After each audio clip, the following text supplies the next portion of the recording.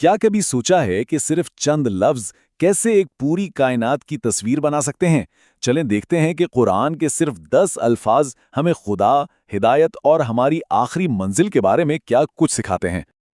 تو چلیے اس سفر کا آغاز کرتے ہیں۔ شروعات ہوگی خدا کی صفات سے، پھر ہم دیکھیں گے کہ انسانیت کے لیے ہدایت کا راستہ کیسے دکھایا گیا ہے، اور ہاں، آخر میں یہ بھی جانیں گے کہ یہ سفر ہمیں لے کر کہاں جاتا ہے۔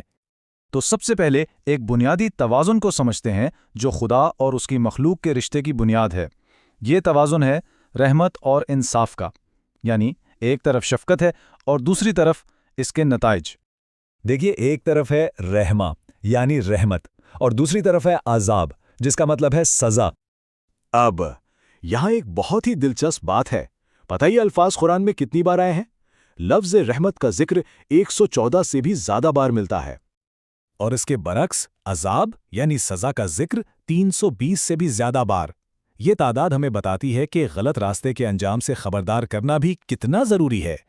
تو اس کا سیدھا سا مطلب یہ ہے کہ رحمہ خدا کی مہربانی اور سہارے کی ایک بنیادی صفت کو ظاہر کرتی ہے، اور دوسری طرف عذاب ان لوگوں کے لیے انجام ہے جو جان بوجھ کر سب کچھ سمجھنے کے بعد صحیح راستے سے منہ موڑ لیتے ہیں۔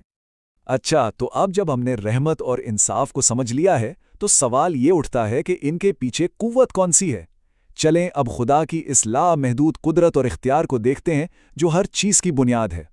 قرآن میں ایک جملہ بار بار آتا ہے جو اس خیال کو بالکل صاف کر دیتا ہے کہ اس کائنات میں کوئی بھی چیز خدا کے کنٹرول یا قدرت سے باہر نہیں ہے۔ اور یہی چیز واضح کرتی ہے کہ یہ طاقت استعمال کیسے ہوتی ہے۔ یہ ہوتا ہے خدا کے امر یعنی حکم کے ذریعے جو پوری کائنات کا نظام چلا رہا ہے۔ تو اگر خدا اتنا قدرت والا اور رحم کرنے والا ہے تو پھر انسان اس کی مرضی کے مطابق زندگی کیسے گزارے؟ اس کے لیے قرآن ایک بالکل صاف راستہ دکھاتا ہے۔ اس راستے کا نام ہے ہدایت۔ آئیے دیکھتے ہیں کہ یہ کیا ہے۔ اس راستے کے سمجھ لیں 2 حصے ہیں۔ پہلے قدم پر ملتی ہے ہدا، یعنی وہ روحانی رہنمائی جو سیدھے راستے کی طرف لے جاتی ہے، اور دوسرا قدم وہ ہے بینات، یعنی وہ واضح، ناقابل تردید ثبوت اور نشانیاں جو اس رہنمائی کو اور پختہ کر دیتی ہیں۔ بالکل، ہر سفر کی ایک منزل تو ہوتی ہے، تو پھر ہدایت کے اس راستے پر چلنے والوں کے لیے کیا انعام ہے؟ قرآن ہمیں اس کی ایک جھلک دکھاتا ہے، جنت کی جھلک، ایک ایسی جگہ جس کا ذکر بار بار خوبصورت تصویروں کے ذریعے کیا گیا ہے۔ جنت کا جو ذکر سب سے زیادہ ملتا ہے اس میں انہار یعنی نہریں ہیں جو تحت یعنی نیچے بہہ رہی ہیں۔ سوچئے یہ منظر کتنے سکون اور فراوانی کی تصویر پیش کرتا ہے۔ تو سوال یہ ہے کہ اس انعام کے حقدار کون ہیں؟ قرآن ان کی پہچان صادقین کے طور پر کراتا ہے۔ صادقین یعنی وہ سچے لوگ جن کے دل کا یقین اور ان کے باہر کے اعمال ایک دوسرے سے بالکل ملتے ہوں، کوئی فرق نہ ہو۔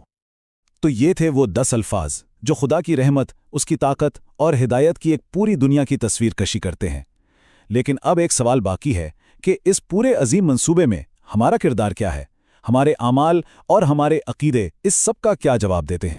اس طرح کے قرآنی تصورات کو اور گہرائی سے سمجھنے کے لیے قرآنک لور پر موجود مزید مواد ضرور دیکھیں۔